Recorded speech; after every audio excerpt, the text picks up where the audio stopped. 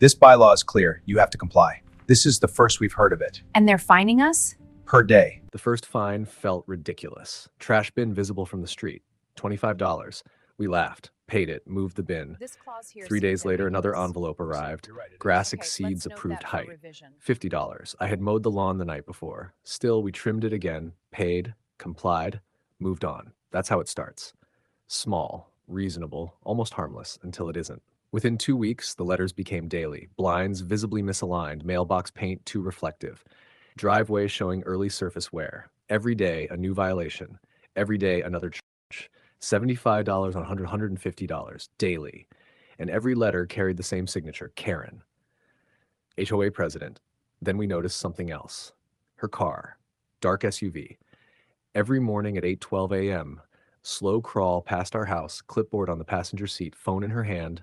One morning, I stepped outside just as she stopped. She didn't wave, didn't greet me. She raised her phone, wife, took a picture, and drove off.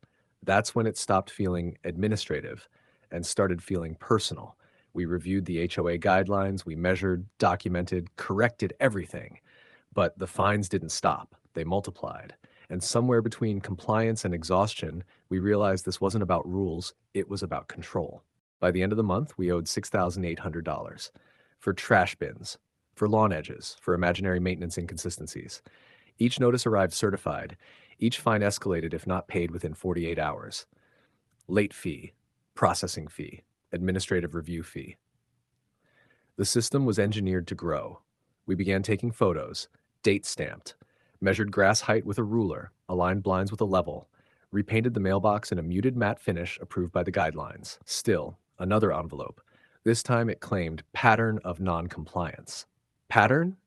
We were correcting everything within hours. Then we started looking around the neighborhood. The house across from us, grass taller than ours, no violation. Board member's cousin, trash bin visible all weekend, no citation. Suddenly, the pattern wasn't ours, it was hers. Selective enforcement. We weren't the only ones noticing.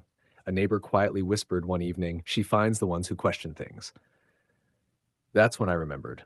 2 months earlier at a meeting, we had asked about budget transparency. Just one question. About reserve funds. Karen had smiled tightly and moved on. Now the fines made sense. This wasn't random. It was retaliation. And retaliation thrives when no one fights back. By month 3, the total crossed $22,000. Then came the certified letter. Notice of lien pending. My hands shook reading it. A lien. Over grass, over blinds, over things already fixed.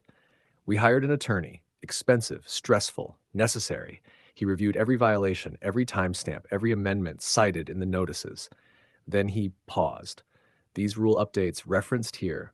Where were they voted on? We searched the meeting minutes. Nothing. No recorded vote. No quorum documentation. No amendment approval. The updated enforcement clause Karen was citing existed only in email newsletters she sent herself, not legally adopted, which meant every fine issued under that clause was questionable, potentially void. We weren't dealing with strict enforcement. We were dealing with fabricated authority. And once you realize it's manufactured, fear begins to dissolve. We stopped paying. Instead, we documented, built a timeline, side-by-side comparisons, selective citations, unapproved amendments, and we sent a formal demand letter requesting voting records, financial breakdown of collected fines, enforcement logs for all residents. Karen responded with another fine, but this time, we were ready. The emergency HOA meeting was packed, standing room only. Neighbors who had never attended before were suddenly interested, because once we shared our documentation, others started checking their own letters, and the pattern widened. 5 households, all had questioned Karen, all heavily fined, others ignored. When our attorney projected side-by-side enforcement comparisons onto the clubhouse screen, the room went silent. Not the silence of fear, the silence of clarity. Karen attempted to interrupt, spoke about maintaining standards, protecting property values, but when asked to provide voting records for the enforcement amendment, she couldn't because they didn't exist. The vote to audit enforcement passed. Then came the vote to remove her. It wasn't dramatic, it was decisive. All fines issued under the unauthorized clause were voided, late fees reversed, lien withdrawn.